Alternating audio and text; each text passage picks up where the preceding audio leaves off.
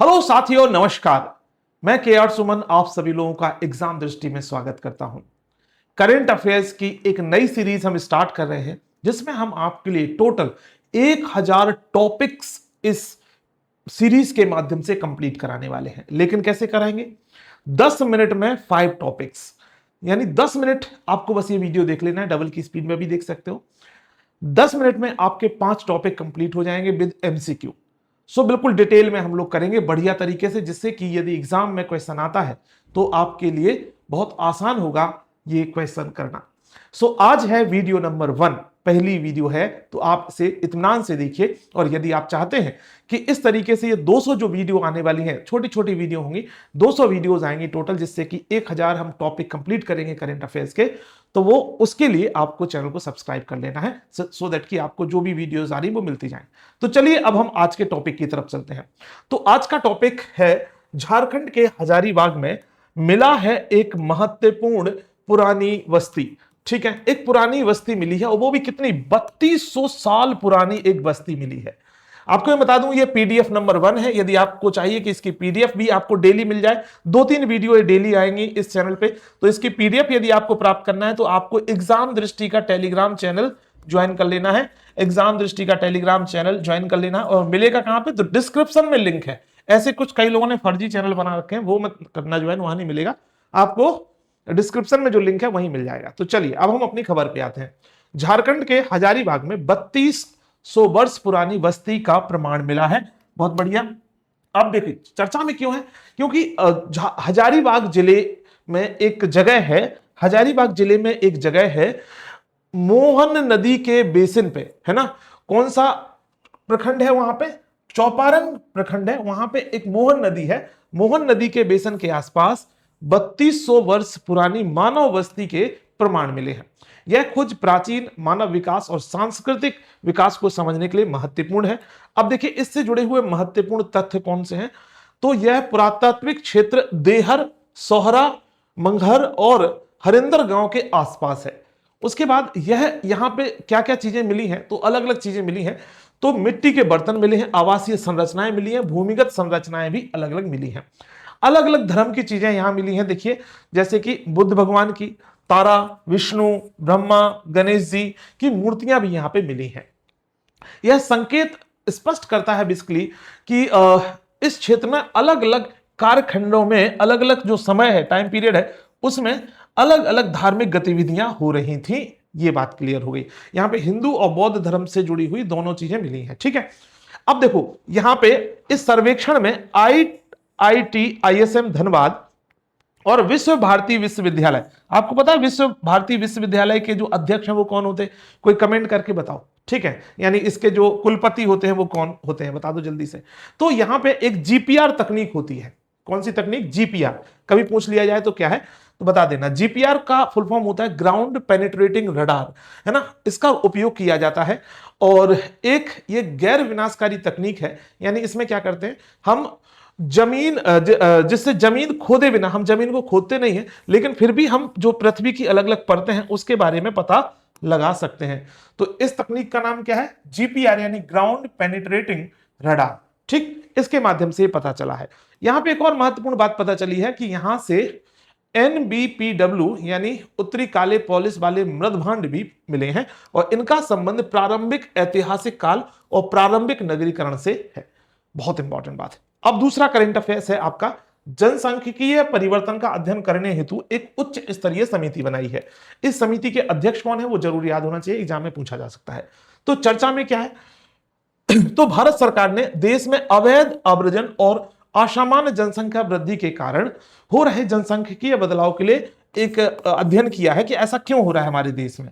तो एक high level committee on demographic change का गठन किया है। अब इसके अध्यक्ष कौन है? तो न्यायमूर्ति प्रकाश प्रभाकर नावलेकर, जो सेवानिवृत्त सुप्रीम कोर्ट के न्यायाधीश हैं, इनकी अध्यक्षता में एक कमेटी बनाई गई। अन्य सदस्य भी इसमें हैं, जैसे सेंसस कमिश्नर हैं पूर्व IAS दुर्गा शंकर मिश्रा, और पूर्व IPS बालाजी श्रीवास्तव, और अर्थशास्त्री सामिका रवि भी शामिल है। उद्देश्य क्या है इसमें? तो सुनो, अवैध आवर्जन और सीमावर्ती क्षेत्र, राष्ट्रीय सुरक्षा और सामाजिक संरचना पर प्रभाव जांचना और कानूनी उपाय सुझाना कि आखिर ऐसा क्यों हो रहा है कि डेमोग्राफी में चेंज हो रहा है, और तो सीमा पे हम क्या कुछ कर सकते हैं कि अवैध तरीके से लोग हमारे देश में ना आए। उसके बाद आप देखो इसमें जुड़ी महत्वपूर्ण बात है, चूंकि आपको पता है अभी सेंसस चल रही है हमारे यहाँ पे, तो भारत में यदि बात पूछी जाए कि पहली बार सेंसस कब हुई, तो 1872 में लॉर्ड मेयो के टाइम पे ये पहली बार सेंसस हुई थी। ठीक, उसके बाद यदि हम बात करें कि रेगुलर तौर पे, है ना, यानी समकालिक तौर पे बात करें, तो रेगुलर तौर पे जो जनगणना शुरू हुई वो कब हुई, 1881। उस समय पे लॉर्ड रिपन था। उसके बाद कौन से कानूनी आधार हैं जनगणना के, तो आपको पता होना चाहिए, एक हमारे पार्लियामेंट के द्वारा एक कानून बनाया गया, सेंसस एक्ट 1948। ठीक है, और इसका प्रशासनिक नियंत्रण गृह मंत्रालय के अंतर्गत होता है। और ये कौन से नंबर की सेंसस है, तो यदि हम टोटल नंबर में बात करें तो ये 16वें नंबर की सेंसस है, याद रखना। कौन से नंबर की जनगणना है, तो 16वें नंबर की। और यदि स्वतंत्र भारत के बाद की बात करें तो ये 8वें नंबर की, याद रखना, स्वतंत्र भारत के बाद की बात करें तो 8वें नंबर की ये जनगणना है। तो इस तरीके के फैक्ट भी एग्जाम में पूछे जाते हैं, हमें याद रखने हैं। अब तीसरा करंट अफेयर्स है आपका भारतीय रेलवे का एआई चिराग सेंटर। ठीक, तो एक चिराग सेंटर है भारतीय रेलवे का जो एआई आधारित है, यानी आर्टिफिशियल इंटेलिजेंस आधारित है।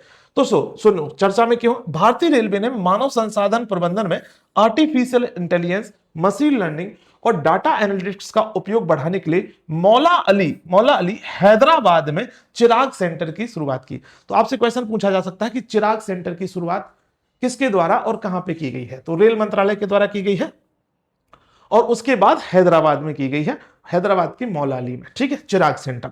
अब इस चिराग सेंटर का, चिराग का फुल फॉर्म यहां पे क्या है ये समझने की जरूरत है। चिराग का centre for HR information system research and analytics in governance, ये चिराग का फुल फॉर्म है। इसका लक्ष्य क्या है, सुनने वाली बात है कि इसका लक्ष्य है कि 2028 तक पूरी तरह से संचालित होना और रेलवे में प्रिडिक्टिव एनालिटिक्स और वर्कफोर्स प्लानिंग को बेहतर करना इसका उद्देश्य है। अब कोई बता दूं कि जो है यह केंद्र, जो आपका ये जो केंद्र बनाया गया, यानी चिराग केंद्र बनाया गया, ठीक, तो साउथ सेंट्रल रेलवे के अंतर्गत आता है। यूपीपीसीएस ये पूछता है कई बार कि अलग अलग जो रेलवे के जोन है, इस बार भी क्वेश्चन पूछा था, आपको याद होगा, तो उसके लिए भी ठीक है। यह केंद्र साउथ सेंट्रल रेलवे के अंतर्गत आता है। इसका मुख्यालय सिकंदराबाद में स्थित है।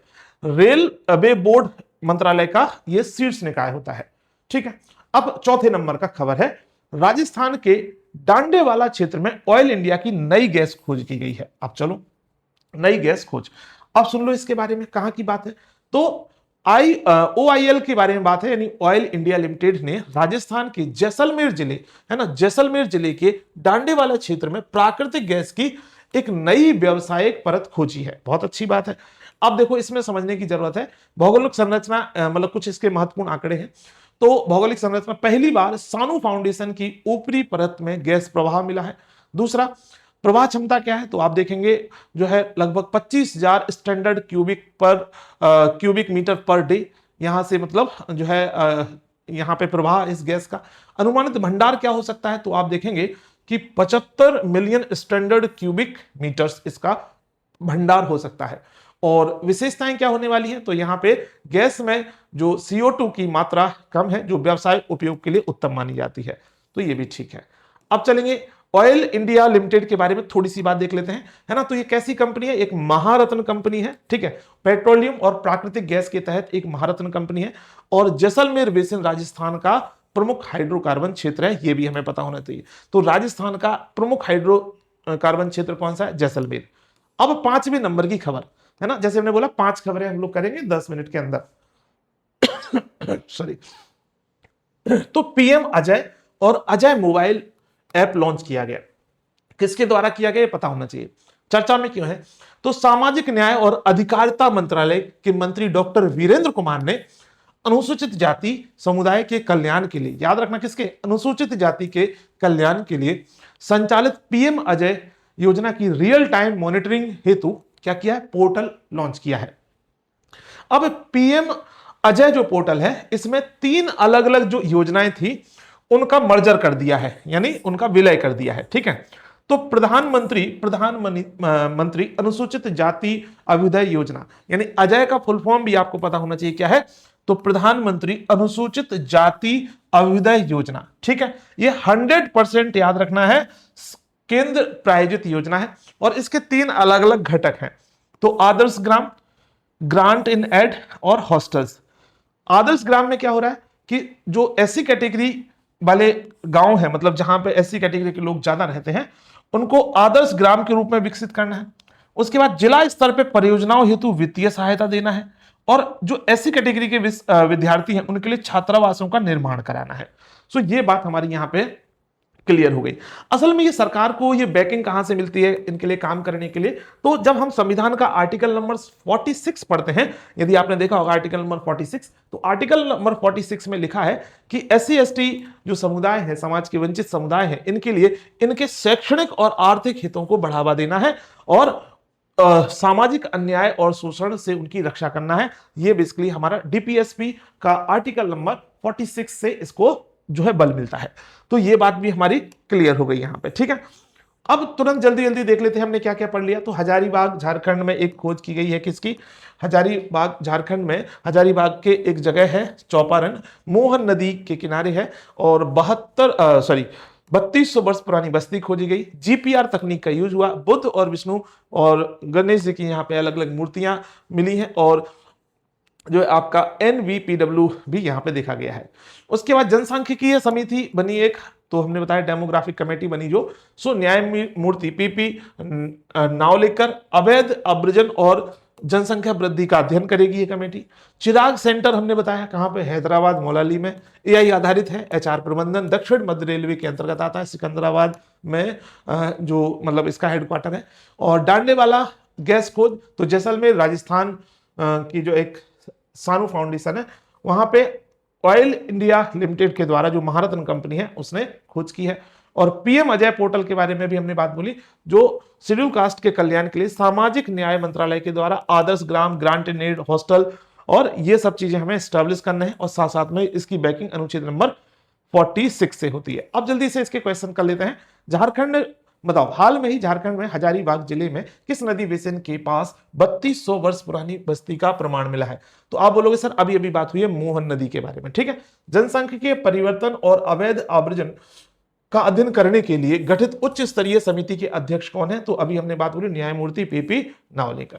ठीक, ऐसे याद भी हो जाएगा आपको, तुरंत तुरंत जल्दी जल्दी कर लोगे तो, है ना। भारतीय रेलवे द्वारा हाल में AI आधारित चिराग सेंटर कहां स्थापित किया गया?